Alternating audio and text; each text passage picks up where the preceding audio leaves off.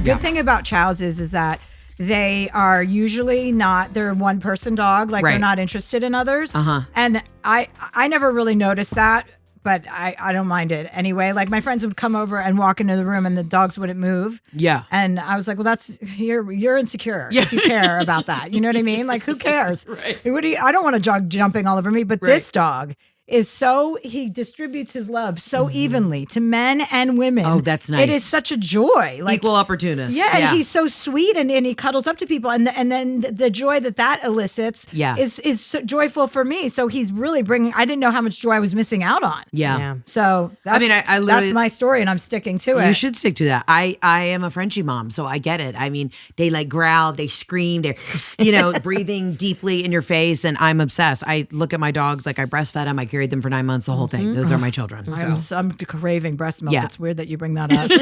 I'm sitting with Heather McMahon. Hi, honey. How are you? I'm just so happy that I know who you are. Oh, thank you. No, and I don't mean that the way it sounded. I love it. But I didn't know you. And then Jamie, somehow, which is why I wanted to talk to you, because I'm like, how could we not know each other? I know. Because you're a very accomplished stand-up comedian. Thank you. And the only reason, and this sounds terrible, but whatever, the only reason you came to my attention is because Jamie Greenberg, our mutual friend, my makeup artist and your makeup artist, I'm presuming, was like, oh my God, you have to meet Heather McMahon. You're going to love her. And I was like, how do I not know who Heather McMahon is? And then I started seeing your name everywhere. And then I saw you were doing the Pantages, right before I was doing it. And I was like, oh, you're a really successful comedian. How the fuck have we not met? Well, it's because I'm not in LA. I used to be in LA. And I owe a lot to Jamie. Shout out to Jamie Greenberg. Not too many shout outs. Not too many. You know what? To that cunt. Can I tell you, that cunt's been very busy. Yeah. And every time I try to book her, busy. she's like, we haven't booked me in a minute. I go, Jamie, you're always fucking booked. Oh, that's funny that she says that. Because Jamie, I hope you're listening. And she is, because she listens to every podcast. She said the same thing to me. She goes, are you sure I'm still number one on your call sheet? And I said, I'm pretty sure, not number one on my call sheet, but number one on my makeup. Yeah. And I go, I'm sure. Yes, Jamie. You're never available. And then, so I made sure again that she was. And guess who was not available the next 16 fucking times I needed hair and makeup. So Jamie, this is your intervention.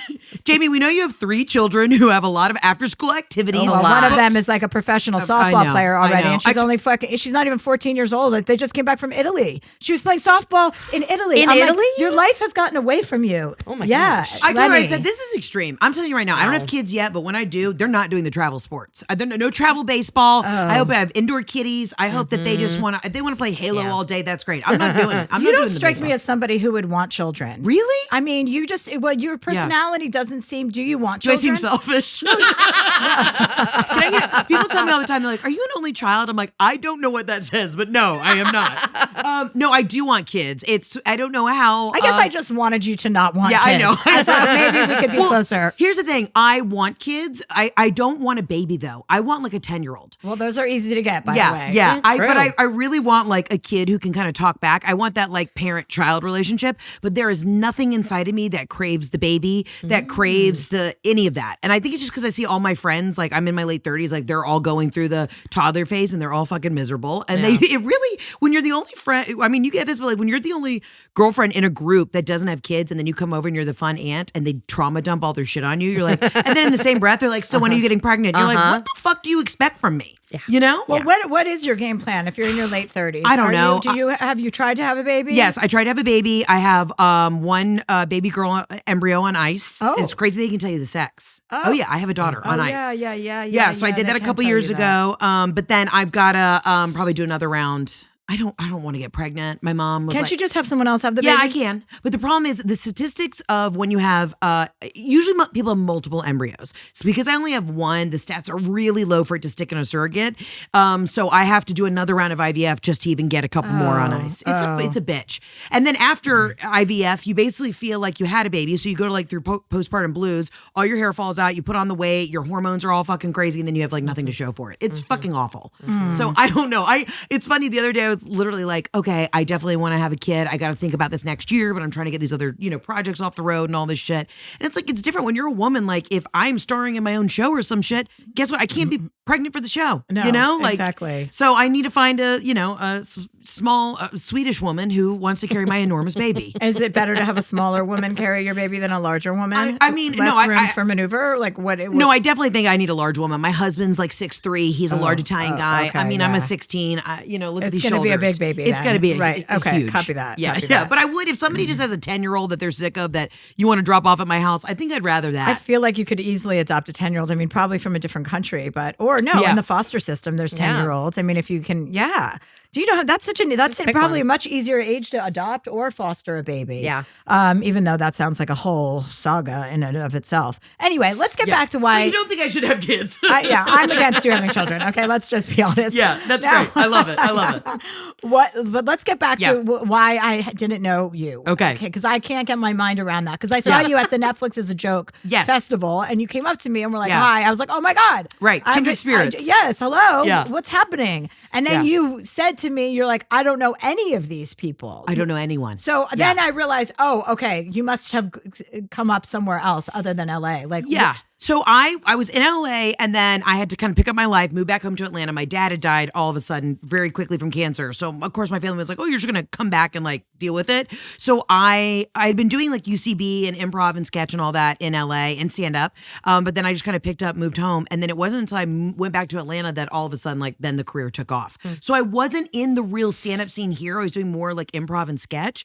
And then it just kind of took off from Instagram and being online. And then I just hit the ground running and was on the road. So I was more like New York and Atlanta based. But I was out here like I thought I was going to do SNL and like putting on the wigs, doing the characters, doing the sketches. And, they never called. So I was like, we're going back to stand up. Well, from everything I can gather about SNL, it doesn't sound like the most exciting environment. It might be exciting, but it doesn't sound like the most positive environment. Yeah. It seems a bit soul crushing. Yeah, and like everyone's just on cocaine the whole time, and I'm tired. It also feels like, like it's the abuse of the situation, like the amount that they work all of the writers and all of the performers. It hasn't caught up to where we are in modern day society. Like, it's almost like the women's gymnastics team. Like, you're not allowed to do that anymore. You know what I mean? Like, you can't be working all fucking night. Yeah, and it is still like the holy grail as like a comedy writer to like get that gig. But now I said, I reworked the vision board. I'm like, well, now I just want to host. Like, I just want to be able to say, we got a great show, stick around. Pitbull's our musical artist. That's like, that's the new goal. Did you have a vision board? I do. I'm like a fucking loser. Yeah. I want to know about vision boards. Okay, so here's my thing. I started it because I like to do arts and crafts stuff, right? I like tactile things with my hands that keep me away from scrolling on TikTok and like letting my brain ooze out of my ears. And I like to get really high when I do a vision board. So on like New Year's Day, I'll take a couple gummies. My husband's watching, sports in the background, and I'm just chilling. And I make my little creative vision board. And then I made it like 4 or 5 years ago, and then all the shit started to come true. Really? No, like freakishly. And I said, it's weird. Fuck, I think I'm onto something. So then I just make them every year, and I keep checking things off the list. Do you have a vision board, Catherine? I mean, I have done them before, and it is weird. You go back and look, and you're like, "Mo, it's all right there." I do more of a written one. I'm more of a words person, so I've written my stuff out. But you go back and look, and you're like, "That, this, that." It's freaky. Weird. Yeah, and you're not mad at the things that didn't happen. You're just focusing on the things that did. Yeah, because they could also happen in like 10 years. Like I have this giant villa that I want to like raise my kids that I probably won't have in Italy, and that's on there. You want to raise your I want to raise my embryos there, and it'll happen eventually. So it's just wild. I think it's also like a different way of goal setting, and especially if you're a little high and you just start to visually put it together. But I mean, I literally put like Radio City and all these things, and then they just started to check them off the list. It's fucking crazy. Wow. Yeah, I'm into that stuff to a degree, but I've never done a vision board, and I really don't see myself ever doing that. It doesn't matter how many edibles. The more edibles I take, the less inclined I will become. I will be to write a vision board or create one. I also am anti-crafts. I fucking hate crafts. She doesn't have a single glue stick. I don't have a glue stick. Yesterday, my cousin and I were traveling back from the road, and she said, she's like, plus she has a young daughter, and she was like, oh, plus I have this huge crafts box. So, because she was saying some days we don't leave the house at all, and I was saying one of the most annoying things about having children is having to create activities for them all the time. Like, I have enough trouble keeping myself entertained. I don't need to be fucking entertaining other people. You know what I mean? 100%. Like, yesterday, I came home the other day. I had performed on a Friday and Saturday night on the East Coast. I flew home. And I took a Xanax at 3 p.m. and slept for, I think, 14 hours. See, that's the dream. That really is. And that to me is like a vision board. Yeah. My vision board is me and the Turks and Caicos without my husband, with no one bothering me. Yeah. That's the thing. When you come home from the road and you still have the responsibility as a family, like I don't get a Sunday. Like the day you're traveling home is actually the worst day of the week. At least Thursday when you're flying to the gig, you're like amped up, you're working on your shit, you've got excitement. That Sunday it is literally fight or flight. There is nothing left in the tank. And then I got to go home and like do sex, or I got to like be entertaining for my family, or like try and show up for someone else. I thought about getting, and I think I'm going to just do it, getting another like condo in Atlanta where that's my night when I come back from the road and I don't see anybody. So that way I don't show up to my house as a huge cunt on Sunday evening. Are you based in Atlanta? I'm based now? in Atlanta. Oh, yeah. That's a good idea. Yeah. And just have my little pied a terre, and like nobody knows about it. I mean, everyone will know about it. And I have like an assistant like drop off my dogs so that they're there with me, but I don't have to speak to another human being for 24 hours. That's so great that dogs can't talk. Isn't it right? The best? Whenever anybody says, "Oh, I wish my dog could talk. I wish I knew what my dog was thinking." I just think, fuck that. I don't want to know what they're thinking. It's all going to be judgment. You know what I mean? They're not going to approve of my lifestyle. They're going to be like, "What is your fucking problem? You come home after being gone for 3 days and sleep for 14 hours. What are you, like a high-level prostitute?" And 100%. Basically, it's like, I think I am, you know? Like, I'm already in comedy. People tell me they fucking hate my face every other day. I don't also need my dog to be like, "You look weathered." This is another interesting conversation I had that I keep repeating lately. You know how sometimes you get on a thing and you repeat the same shit?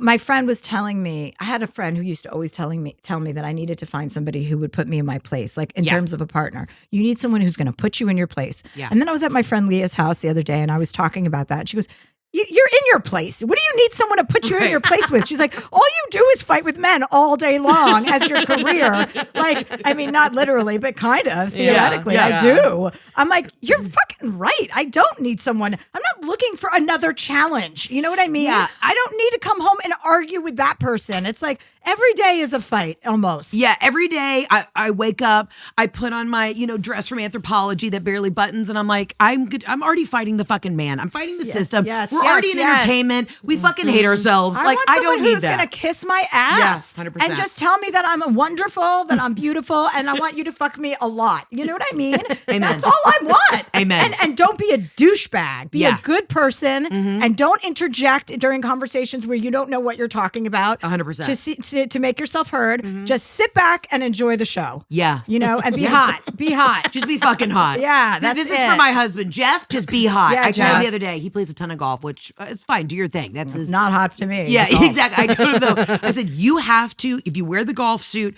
to the course and then you come home and we're doing like a date night, he's like, he'll put on a clean golf shirt with a nice pair of jeans and like his Gucci loafers. I go, no. A different fucking shirt, Jeff. Like, help me the fuck out here. Seriously, the golf shirts no. Go. They are for golf. They're for golf. But we live in the South and everybody wears golf attire to fucking everything. Golf shirts are for golf is the title of this episode. Golf shirts are for golf. Seriously, because that message needs to get out there. It does. And it's going to get out there from the women that listen to this podcast, because I don't know a ton of straight men that are listening to this podcast. Yeah. And if they are, they're not going to be straight for long. No. Fuck. I my whole new special is about just like, I try to explain to like, because I consider myself a golf widow. I'm like, because I never see him. I mean, my husband could be fucking dead. You don't hear from him for hours. It's always the excuse they're on the back nine. You're like, you could be blowing 10 dudes in a clubhouse somewhere. And I don't know. You could be gay for pay. I don't know. You don't know what you're doing. But I try to like go and like explain to my audiences, like, guys, this is why your wife is fucking bitchy on a Saturday, because she's stuck at home with the 3 kids. Well, you disappear for 18 hours. As women, we don't get that fucking luxury. You know what I mean? I escaped to like get my nails done. Like I get 90 minutes to get my nails done. Well, if you're Jamie Greenberg, you actually go get your nails done for 4 hours. Have you seen her fucking nails? I know they're insane. I'm like, you know that you are not you're not a rapper, first of all, right? Yeah, you don't work at Magic City. What is she up to? I know she's got the lashes. She's just it's a lot. And she always has like the b-boy pants on. She's very cool and hip. And I don't know what the fuck's happening at these softball tournaments. Cool and hip or hanging on tightly. You know what I mean? To a decade that she's not part of. That's how I like to frame Jamie, please do not fuck up my face tomorrow. I have a very important thing to be on camera for. Please don't make me ugly. I'm going to see her for dinner tonight. Okay, I'm going great. to tell her that, Tell her to fuck it that up. we dragged her. She's fine with it. So wait, when is your new special coming out? Sometime in October. I'm waiting. It's Netflix. It's Hulu. Oh, it's Hulu. We're on Hulu. Yeah, you this went time. to Hulu because Hulu was offering the big bucks. Yeah. Yes. I guess. I don't know if I saw the big bucks, but they're offering it to some of the men. A lot of comments have gone over to Hulu. Yeah, a lot of comments have gone over to Hulu. Yeah. Okay, so it's coming out sometime in October? Yes, coming out sometime in October. Do we know what the name of it is? Yeah, it's called Breadwinner. Breadwinner. Yeah. Ooh, nice one. Yeah, That's it's all good. about making more money. Yeah.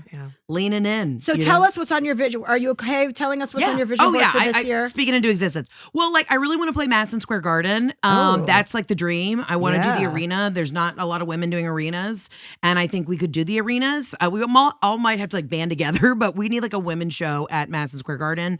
I want to have my own TV show. I really like a talk show. No, I would love a talk show, but I'm trying to do scripted right now, and I've sold 3 shows, and I can never get anything picked up. So I'm trying to get it picked up. Yeah, I'm a little sick of myself. I love stand up, obviously, because that's storytelling, and I love that's a given, right? So when you get on the road, it's as long as I can put asses in seats, I can do whatever the fuck I want. I think the development side of television. I mean, you've been in this business forever. At least with scripted, it's you're not in control of anything. You could have the best fucking idea in the world. You got the best script, but it's up to some guy in a suit who has never met you. And that's what's making me fucking nuts. I just want to get my show across the finish line. I see. That's what I want to do. Well, I mean, it sounds like it'll probably happen for you. Let's hope. I mean, it seems like you're somebody who gets shit done. I try to. Yeah. But today, I'm sitting in my office with my agents and I'm all the things that are happening is because we were talking about this earlier, because we're still hustling. Yeah. Hustling. I can't wait. Chelsea, I'm not in the position yet. I can't wait till they're offering me shit and I'm no. You know what I mean? Or it's just, I'm still in the audition phase. I'm making self-tapes in my basement with my mom. You know what I mean? That's where we're still at. Yeah. We're still grinding. Yeah. That's the thing. It's at a certain point, aren't things supposed to get easier? I'm 49 years old. And I'm why am I'm flying to parts of the country where I'm wait, shouldn't I have crossed this place? Didn't I cross this city off my list 6 years ago? What am I doing back here? Yeah. I 100% agree. But it's the road life. You're just all right, we're going back to Vermont. Let's just buckle up, get in the van, we're going. And then those people are so happy to see you. And then there's a nice silver lining to almost everything because it's my lifestyle is so nice. I'm sure yours is too. I get to provide and support so many people in my life, including myself. And so it's I don't want to be seen as complaining. I would just a little bit, of a fucking strategy. That's what it is. It's I'm am I supposed to do this until I'm 70? What am I supposed to do? I know my strategy, but I just need y'all to get the strategy. Yeah, let's get some we need synergy to execute going. It. Yeah, synergy. Yeah. But So can I ask you a personal question about your sex life with your husband? Yeah, absolutely. Okay, it seems like I can. Yes, of course. Since because I don't get a lot of people that are married without children. Okay. So what is a sex life? How long have you been married? We've been married 3 years. We've been together 13 years. Oh, okay. So that's a long time. Long time. So what is your sex life with being not having children? Not having children. Well, we do have 2 French bulldogs in the bed, so there are moments where we have to physically remove them. But our sex life is still great. I feel there's kind of this idea that people quit, they don't want to have sex with their spouse anymore. I'm still very hot and horny for my husband. But I think the reason people don't want to have sex with their spouses anymore is when they have children, because that fucking ruins it. Well, and I will say, I've had this conversation with my husband. I'm listen, I love you, but watching you play golf all the time, I need to know that you're going to step up, and he'll be an amazing father. But there is that little tiny bit in me that's will I be resentful? Because I see my other girlfriends who can get resentful of just the men not caring enough of their weight. But when it comes to sex, we still have a really great sex life. But but it's tough. I actually think one of the reasons why it's good is because I am on the road. It's almost like we're long distance. That's what I was going to say. Yes. I'm out, I do my thing, and then I come home and I still want to see you. Yeah. If I was home all the time, I'd probably fucking kill him. My best friend, she has a big job, and her husband or her partner are always away. And I think, I don't know anything about their sex life because she's British and she would never talk to me about that. But I think that the reason why they have such a healthy relationship is because they don't spend so much time together. And I do want to say, I do have some friends who have kids who have a sexy, have a great sexy, healthy sex life is what I was trying to say. My friend Christine, she and her husband have sex all the time and they have 2 girls. So but it's definitely, I noticed that people without children have the best sex lives, and then people who are on their second marriages have the best sex lives because they didn't have the kids with that person. Yeah. There's something about children, and obviously there are exceptions to this rule. To people who are listening, if you have crazy sex with your husband, call us, write us in, because I'm sure we'll have an episode about that at some point. Sure. Or how to keep your sex life going, because it's just a matter of having, like, I only want long distance relationships. Yeah. I don't want someone in my house. I know I will get tired of fucking you. I know it. Yeah. So, and we also, I mean, we don't have kids, but we do have like a 76-year-old toddler because my mom lives with us. We live with her, however you want to splice it. So there are times where I'm like, meet me at the St. Regis in Buckhead, and we're just going to have our moment, because there is still, you can hear Robin making her cup of tea, you know, on the other wing of the house. And you're just like, Jesus, okay. Yeah. You know, Robin's yelling up, Heather, did you set the alarm? I'm like, Mom, if it's fucking red in the kitchen on the keypad, the alarm's on. So you know? where did you grow up? Atlanta, but my mom's from Boston. Where's this accent? Yeah. Okay. Yeah, I was just in Boston, so I was like, I was in Maine actually, and I kept saying to my cousin, "Oh, this is a Boston accent," and I go, "I love these accents on women only. On men, it's a little bit, it's you tough. know, it's like, but when women talk like that, I just love, it reminds me it makes me know that I'm getting fresh clams soon. Yeah. Do you know what I mean? Because I'm an East Coaster. Yeah. I grew up in Martha's Vineyard in the summer. Oh, so I'm a total, like, when I hear a Boston accent, I feel at home. Yeah, you get the tingles. It's like the ASMR tingles. My mom's so funny. She's lived in the South for like 30, almost 40 years, and she'll be at her country club, and she's like, thinks that she is so Southern, but she's like, pack in the can, have it yet. Have to get me a red wine, that Pinot Noir. Like, she's screaming across the bar in her country club. She's a tiny little redhead, looks like Judge Judy, and everyone just leans in. They're like, that's Robin, Boston Robin. Like, she runs Atlanta though, and she runs in these circles with these like super Southern women, and it's just Robin running the show. So you grew up in Atlanta, so you spent your time there. My brothers and sisters went to Emory University. Oh, great school. So I grew up going, there was a bar there called PJ's. Yeah. And it's no longer there, but that was the first time I went and was served alcohol. Well, the first time I went to a bar, I was 10 years old, and my sister was... starting young. Yeah, well, no, I wasn't drinking. Okay. But I went with my sister because that was her local, like, haunt. And she was 18 and my sister got carded and I didn't. And that's honestly, when I knew I was going to have some problems. That's honestly the same for me. My sister did Georgia Tech, and I was like a freshman in high school, and I would show up and I had braces on, and I would show up to like the ATO house, like these fraternity houses, and my sister would be like looking for me. I'm like making out with some guy named Morgan, who's like the president of the fraternity, with my braces on, and I just ran shit because I had double D's young, you know? I was just running the fucking show. Didn't you hate your boobies when you were young? Well, they kind of came out of nowhere. I didn't have them, and then when I had them, no, I felt powerful. What age were you? I think I got real tits at like 14. Oh, they really showed up. Mine came in overnight after a man put his arm around me in a movie theater. I was 13. Yeah. No, I was 12. I was 12, and I woke up and I had my period and I had boobs. Oh, fuck. So I did not like that at all. Yeah. Because I was like, nobody had talked to me about my period, of course, because my family was, not on the level. Right. And I didn't like my boobs. I would tape them down because they were too big and they were bigger than they are now. For some reason, when they come out, they're like big. And so I was ashamed of them. No, I leaned in because I remember the day that my mom took me to Victoria's Secret because she's like, you really need like a real bra.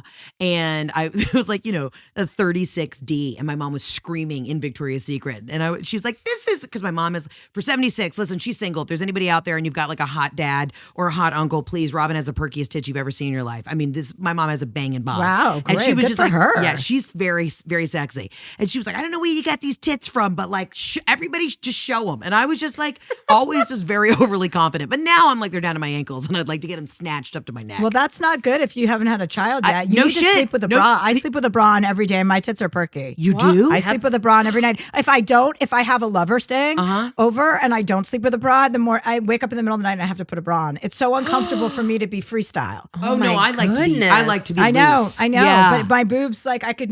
You do have really perky tits. Thank you. You have a great judge. You. And at this point, I'm ready to get the neck done and the tits done. Just do it all at once, Just the neck and the tits at the same time. Can you turn my tits into my neck? Actually, okay. So on this podcast, Heather, we take callers and like we give them advice. So it's awesome. I love you're going to be great. Advice. I know. Yeah. I know. So let's go. Okay, we're going to take a break. Heather and I are going to take our tits out. Yep. And rub them together and see what we come up with. No, we're not going to do that, but we might. Anyway, we'll be right back. I got great nips.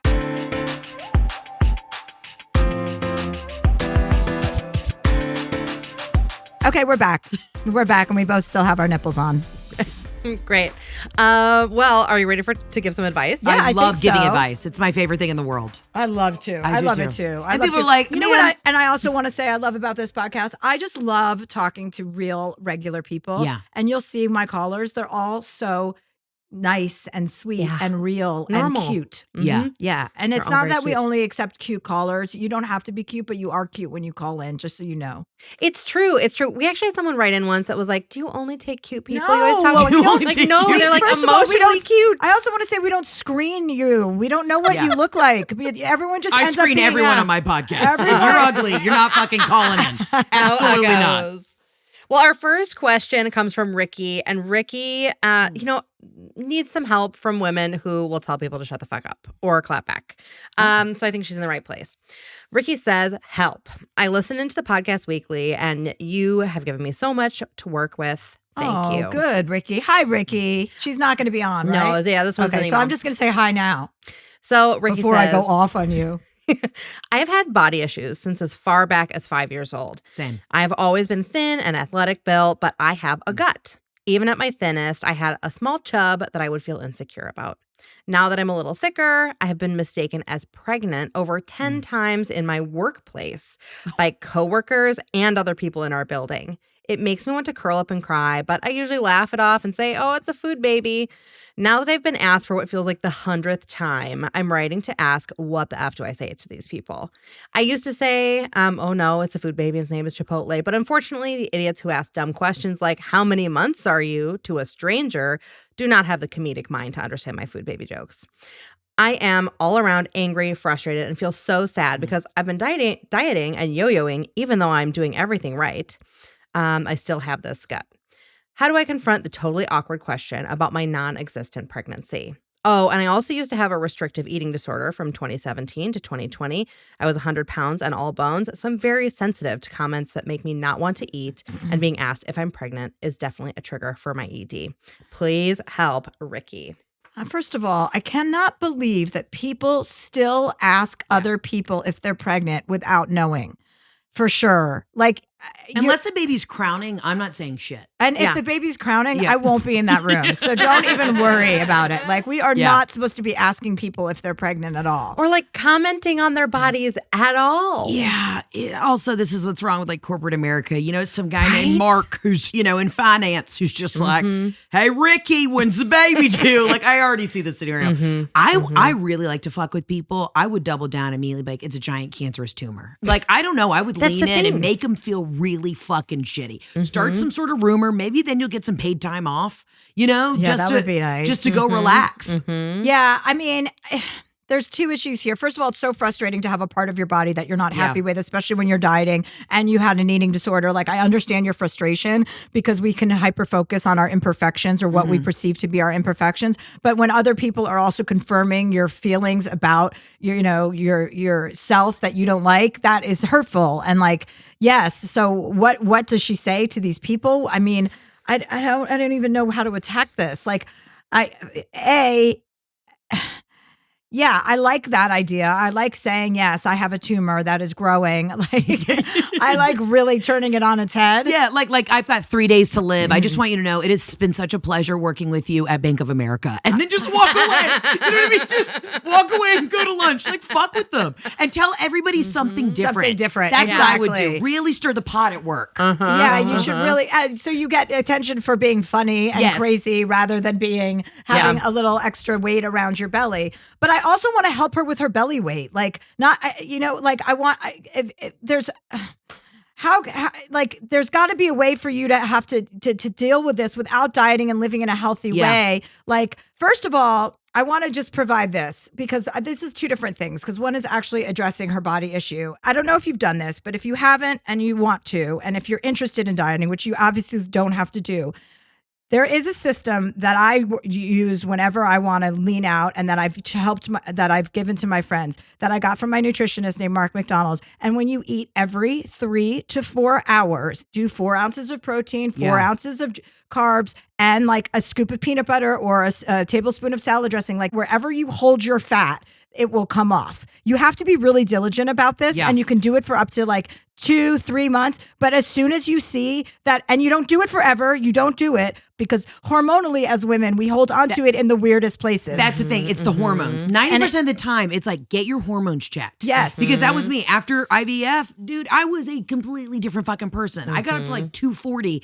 And I mean, I'm not a small girl. I have always been like, my healthy range is like 200. But I was like wanted to crawl out of my skin. And it was my hormones were through the fucking roof. My cortisol was off. My adrenals, my hair was falling out. Like 90% of the time, when you can feel it though, and she clearly said she was like a petite person, get the hormones checked. You're stressed out about something in your life. You gotta You're not sleeping. Something's happening. Yeah. So do all of that. Yeah. And then, okay, on top of that, lie to all your coworkers. Yes. And make them make it very clear to people. Make sure that whatever they're saying to you, is going to be the last time they ever say to another person. Make them are feel you as pregnant? awkward as it makes you. You so feel. So are you asking me if I'm pregnant because I have a little bit of a little belly, and you have absolutely no idea about my history, about my personal life, about my anything fertility issues? Is any that of what that. you're asking Have me? you I just want to getting hair plugs, Mark. Yes. You know, what are we gonna do about that receding hairline? And I've realized too, when people say really fucked up, like shitty stuff, they're so projecting on their own insecurities. Seriously. That's why, Ricky, don't let any. Of course, this hurts your feelings. Listen, we're both on the internet.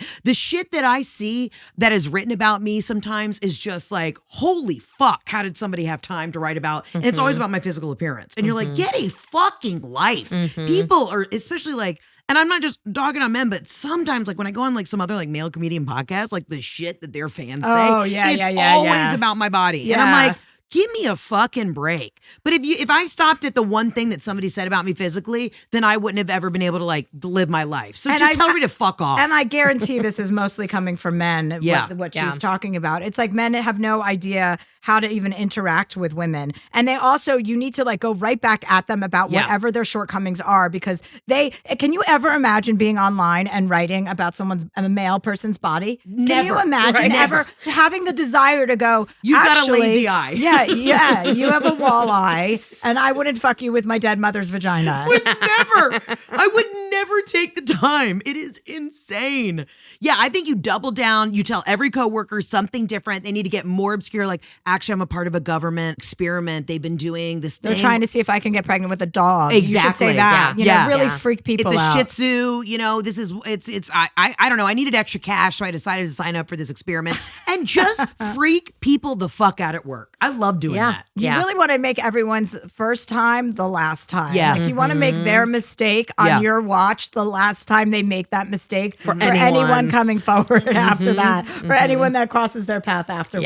Yeah. I feel like me giving weight advice was tonally off. But no, I needed that. I needed that. Because I honestly, like, my friend had that body type, and she went to him, and it changed her life. So, like, and he's actually out of Atlanta, too. But you don't even have to go to him. You just go online and look at his thing. Yeah. And it's like this great system. Like, it shreds your fat for you. That's what I need. It could also be, like, bloating, like, go to a gastroenterologist, like, get shit checked out. You know what I mean? If it's just in that one area, like, you know. Yeah. Get it checked out. So a lot of people, I had a friend who held all of her weight right underneath her arms.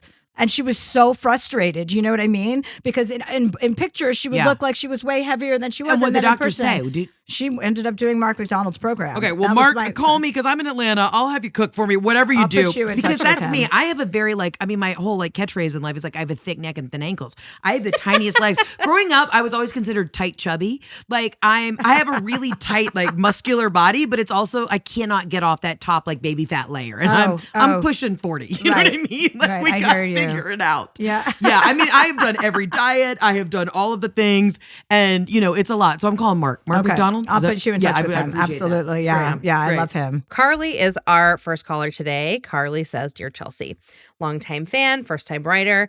My best friend from high school has a toxic boyfriend, and I'm not sure what my place is in the situation.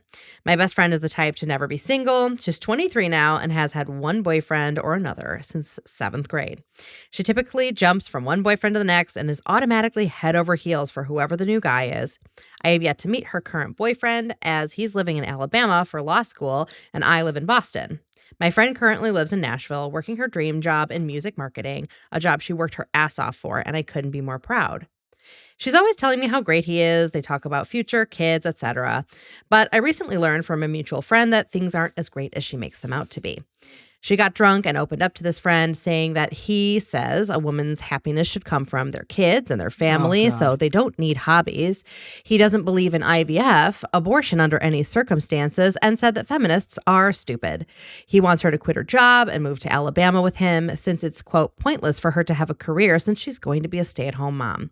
He even went as far as finding a job at his law firm for her and said, "My parents and I want you to apply for this." Psychotic. He's already told her that when they get married, he wants their prenup to have a clause saying that whoever files for divorce would owe the other one a $100,000 penalty, which she wouldn't be able to pay as she wouldn't have a job. He strongly encouraged her to break her lease and move immediately to Alabama with him. Stupid. Yeah. Which she's on board to do in the near future. It kills me she would leave behind an incredible dream job and dream life that she's built for herself in Nashville to live with this piece of shit. I'm mostly scared that he'll isolate her and keep her from her friends and family. How do I talk her out of moving and potentially even leaving this guy before she moves and before it's too late? She's sensitive, so I don't know how to approach the topic. Thanks so much, Carly. Hi, Carly. Hi, how are you? Hi, this is our special guest, Heather McMahon, is here today. Hi, I'm a big fan. I'm good. How are you? I'm great. Okay. So What's her name? Well, we're using a pseudonym, right, okay. for friend. Paige. Okay, Paige. okay, because I was just going to say we can just talk to her directly and we can just send her this video. yeah. Get as far away from this fucking person as possible. Any man who is deterring you from having a career that does not have your best interest, does not care about you, any man who does not support reproductive rights for women, does not care about women, and does not care about you. Those are two blanket issues that have no wiggle room. Just those two issues alone. Forget about everything else that you said. That is fucking crazy. She needs to hear this from 2 strong women, 3 strong women, 4 strong women. Sorry. 4 of us. Allegedly, you could also just run him over with your car. You know? I know, but then you're on the hook for murder, and that's not in Alabama. Fuck. My mom says we need to goodbye Earl him. Yes. What is Goodbye Earl? It's a Dixie Chick song. And basically one of the girls was in an abusive relationship and her best friend was like, I'm just going to fucking kill him. And they killed him and they hid the body. But I think you just got to sit her down. I think you maybe kidnap the friend and you sit her down and you're like, this is some bullshit. Well, I mean, this is not even that. I thought that was like almost like a prank email. Right. Because surely he wouldn't say all of these things. I think there's some questions to ask her too. Like, have a girls' weekend if it's just you two or you and some other girls. Do you have and any her, other friends that you can enlist to have like some sort of like intervention? Yeah, it has to be. Definitely. It has to be of the tone of an intervention. It can't be a casual conversation because she has to understand how, like, you know, when you get in a relationship and you get this kind of tunnel vision and you don't realize how weird it gets, and you're so far in that you can't. She needs to understand how heightened this is, and that it's an emergency situation to get her away from him. Yeah, I agree. But the issue is she's so far away. So plan a weekend. Can't you guys plan a weekend to go where somewhere? are you? Mass. Oh, doesn't matter. Get down to Nashville. Nashville's a fun place to go for a weekend anyway. Yeah. And do there. you have other friends that can go with you? Yeah, for sure. Okay, so you have to plan. You have to plan an intervention. Yeah. Like tomorrow. Like call. Get off with us. Get on the horn, call the girls, and we need a full intervention. Anybody who's talking about a divorce. Okay, so for the first 2 primary issues are reproductive rights and not supporting He's already a woman's planned the divorce. career. Yeah. Talking about a divorce before you're even engaged is fucking crazy. Are they engaged? No, not yet. Thank God. Oh, okay. Thank God. Yeah. Okay. That's crazy. That is absolutely crazy. And he's basically talking about a punitive like he's going to charge her $100,000 when she doesn't have a job. Which is also stupid because assuming it's community property in Alabama, it like comes out of the same pot. We're never gonna get that far. No. You have to, and I know that this information, as you said in the letter, came from another girlfriend, right? She didn't give you this information directly. Right. So you have to go to her and say, we're all sharing information. We've all spoken about you because we are very, very concerned. And we know that you're not looking at this situation clearly. As your friends who are removed from the situation and not in it every day, we can see it very clearly. We are very concerned about you. Yeah, and I think there's power in numbers in the sense that if she just hears it from one girlfriend, she might be like, well, you just have an issue with them. But if it's all of y'all sitting down and being like, we're not going to allow you to continue this relationship because this is fucking toxic, and we're not going to allow you to do this. Like, I think it'll be a much more powerful message. Yeah, that's a great idea. You got this, girl. And so like, are you ready to do that though? I am. I think I get enough of us, 4 or 5 of us. Yes. I think we could do it. And I think you're right. It has to be in person. She's going to be embarrassed. She's going to be upset, and give her 24 hours. But then, But allow the time. Like, you go down to Nashville, say you guys go down on a Thursday night, give yourself like, or a weekend. Give yourself more than 24 hours. You need like time, because there's going to be like a period of, you know what I mean? Yeah. Shock, crying, and she'll probably agree with you. And then maybe if you have to stick with her while she goes through all the emotions of what just happened, and that she actually has to break up with him. Like, you know, and you have to impress upon her how much you guys love her, that you took the time out to do that, you know, for her, so that she doesn't, because she could be defensive and all of those things. And what it really comes down to is that you guys are taking time out of your life because you care so much about her and her well-being. And it's just one big red flag after another. It is.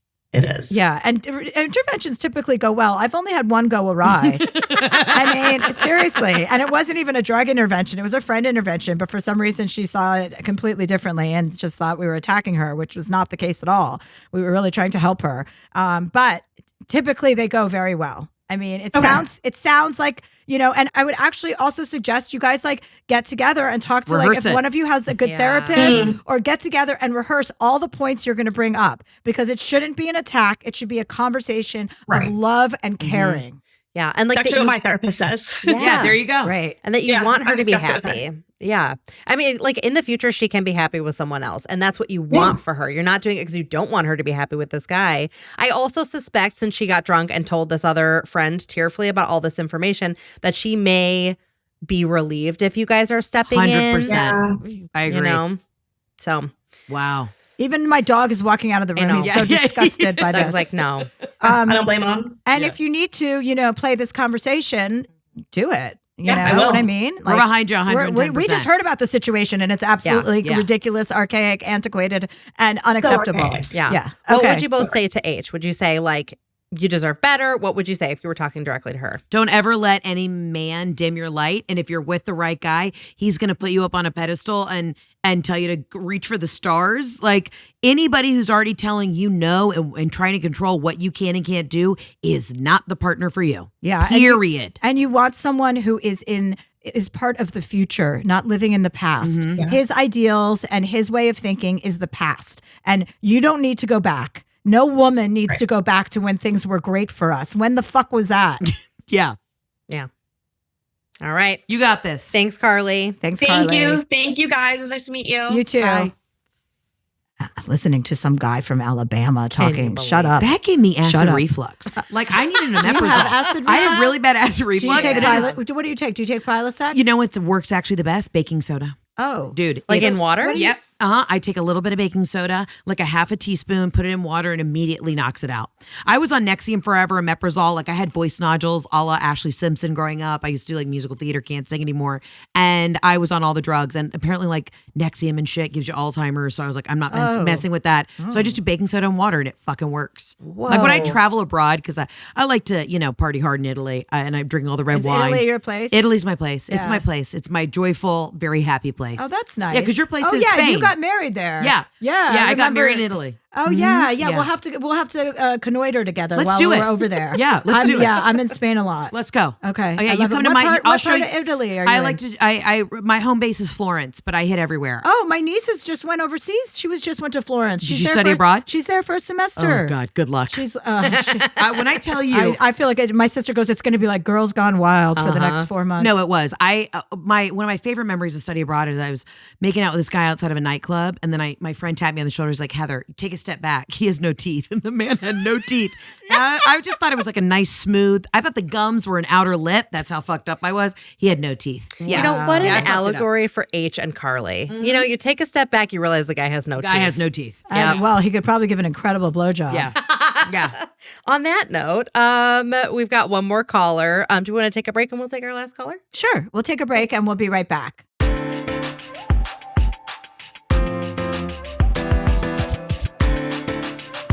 Okay, we're back. We're all fully clothed. Everything's fine. So our next caller is Lynn. Lynn says, Dear Chelsea, I have a kindergartner and the moms in the class are super clingy, cliquey, and nasty and exclude me from everything. And you were a sorority girl, right? Oh, yeah. So you know about nasty, well, I thrived. cliquey women. I did not have a negative experience, but continue. Oh, okay, all right. I blocked and muted these women on socials, but I'm still hearing from other parents about every social event that I'm not being invited to. I want to tell them all where to shove it, but my daughter will be with these kids for the next 7 to 8 years, and I can't ruin her social life because of my ego. Tell me how to tell them to fuck themselves politely without ruining my daughter's social future. Lynn. Oh, hi, Lynn. Hi. Hi, how are you? Hi, this is Heather McMahon, our special guest today. Okay, so what was it like when you met these women? Were they like this from the outset? No, at the beginning it was pretty normal. And then things just quickly changed, and we had first day of school last week, which was super awkward. And I was telling Catherine that we tried one play date over the summer because I felt bad for my daughter. Like I shouldn't, restrict her time with her friend. But the whole time they just pretended like I wasn't there and like literally didn't acknowledge me. And like my first reaction is like kind of to set boundaries and cut off people like that. But it just feels awkward because, my daughter, it's her friend. So. And so does your daughter have play dates with these people's kids a lot? We did before this all went down. We saw them once over the whole summer, but like tonight they have soccer practice and they're on Girl Scouts together. So we're gonna see each other. And there's only one grade per class. So she's always going to be in her class until 8th grade. This is so disappointing that grown women act like this. Yeah. Like high school ended for a fucking reason. and is it multiple moms or just one mom? Okay. There's about 4 of them. And so like first day of school, no one even looked me in the face. It was just really... Did something happen? Was there ever like some sort of altercation or disagreement about something? It wasn't so much an altercation. It was just they just started like not including me in things.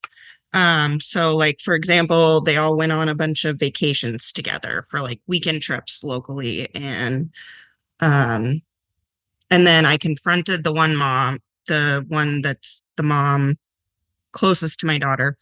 And she was like, oh, sorry, we just didn't think you'd be available. And I'm like, well, it's just hurtful that I'm finding out online and not in person. Like you could have, like, I don't have to go on every trip. I'm not a child. Like I can be mature enough to be okay with that. But it was just that it was like, oh, there's all these moms that are all my daughter's really good friend on vacation and no one told me. Here's the thing. I think that is all they have. And Lynn, you seem like you're doing a lot. Like, I know that you have other things outside of your kids' social group. This is probably all these women have. Feel sorry for them. And those kind of aspects, you don't even want to hang out with them. Fuck them. You know what I mean? That's how I feel too. Yeah. And that's very much how my personality is. It's just like, how do I go forward through the next many years? And it's just awkward. It's like being fake. And I don't like being fake. It is like being fake, but there also is like, there is you need to rise above their behavior because it's so low. It's just so silly to be cliquey like that at this age, especially when they're not even the ones in kindergarten. It's like the parents. So it's just, you have to like rise above it. I do think there is going to involve a little bit of like fraudulent behavior on your behalf in order to get to the place where I want you to get, which is you don't give a shit at all. You're happy when your daughter hangs out with their kids and you're fine if they don't. There's got to be other mothers there that you can hang out with and that you can talk to and be real with. And you really cannot act like it bothers you at all because that's what they will get off on. If people are that small, then they like the idea about excluding another person. And as long as it doesn't affect you in a way that's visible to them, then there's no, it's like taking the air out of the balloon. There's nowhere for the balloon to float if there's nothing happening. You know what I mean? Right. So you have to really just just like suck it up, be as friendly as you can be, not like kissing their ass or anything, but like, hey, how are you? If they're ignoring you, that's not your problem. Great, bye. Yeah. See, like you're in a good mood no matter what they do. When you're around them, you're just going to be like that. You're just going to be like, okay, great. Oh, are we invited? We're not. Okay, no problem. Have a great time.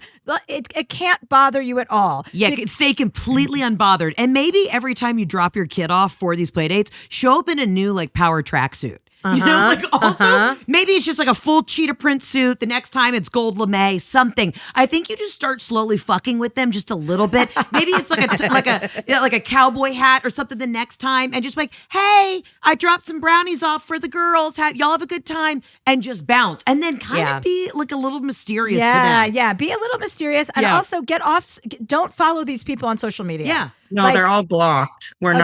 I'm not engaging. Okay. So, and that's what I've been doing is like basically pretending everything's fine. But blocking them isn't pretending everything's fine. That's aggressive. A like and a heart. Hey, you don't need to block them. You just mute them. You don't need to follow them. Like you don't need to block them. You don't need to follow them or look at what they're doing. But you don't need to block them from following you because that is an act of aggression. Like what is that? That's as immature as they are. You know what I mean? But when you show up to the next play date in a power suit, they're going to be like, what's she been up to? Keep them guessing. What's her side gig? You know? Agreed. I don't know. I really just think you should be smarter than them. You know what I mean? And this, you have a job. Yes. What do you do? I'm in real estate. Okay. So you have plenty of, you have your own shit going on anyway. So very busy. Yes, exactly. So you don't you just have to treat that as such. Like these are these minions that are beneath you, that are acting like little children, that belong in school, that are not in school, that are living vicariously, probably through their kindergarten children. You know what I mean? So go about your business. They're not your problem. There is no problem. And do you think I should, so like if they ask for a play date, do you think I should engage or just it's a sure, I can't make it, but I would love. My daughter has a great time. In fact, I was thinking maybe the kids go to a movie. Just kill them with fucking kindness. Make it till you make it, and don't. It's not worth your kid, feeling any type of way about it. Any type of way. Just always remember you're doing this for your kid. Just be above it all, and don't. If they want to play it, great. You can play with my kid. But be a little bit like avoid hanging out with them one-on-one or in a group. Yeah. Just avoid that. It's not good for you. You know what I mean? It's like poison almost, it's not a good scene. So your kid, everything is for your kid having a healthy relationship with the other girls. And that's it. Mm-hmm. Yeah. Yeah. Cause they're all probably miserable at home too. It's projection. When you're a bitch like that, you're projecting because you've got your own shit you're stewing on. Yeah. Mm-hmm. Yeah. So it's really, don't think about it as you. They're just miserable in their own shit. Mm-hmm. What was your question going to be? I was just going to say, I have a couple kids. I want to say how many because I want to reveal too much. But, sure. So I have plenty of other mom friends that are normal, healthy people. So great. So it's not like this is my only child and like my whole world is just this class. So there's lots of other opportunities there. It's just awkward. And I want to just say, go F yourself. No, don't. Living well is the best revenge. Yeah. Seriously, don't do that. Don't let your temper get the best of you. I speak from experience. I have a big temper. I've learned how to modulate it, and it's worked in my favor immensely. So just save that and just treat these women like they deserve to be treated, which is like they're basically like, butterflies, but less attractive. Amen. They're just flying around and it's not your problem. Mm-hmm. Yeah.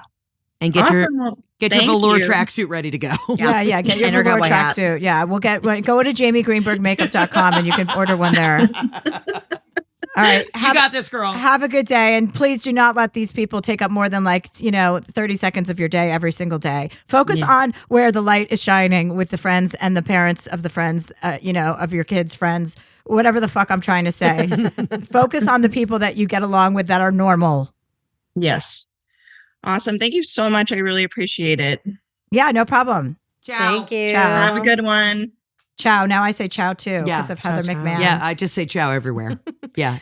Every doctor's office, every place I go, ciao, arrivederci. So do you want to live in Italy eventually? I do. Is that your game plan? It is my happy place. Yeah, I would like to spend at least half the year there. Oh, that's have nice. a place down in Amalfi. Yeah. Just really be by the ocean. I need at least twice a year to dip my toes in the Mediterranean. Mediterranean. I start to get itchy. Yeah, I'm not interested in these oceans anymore. No, the ones absolutely in the not. United States. Oh, what am I going to do? Go to Florida?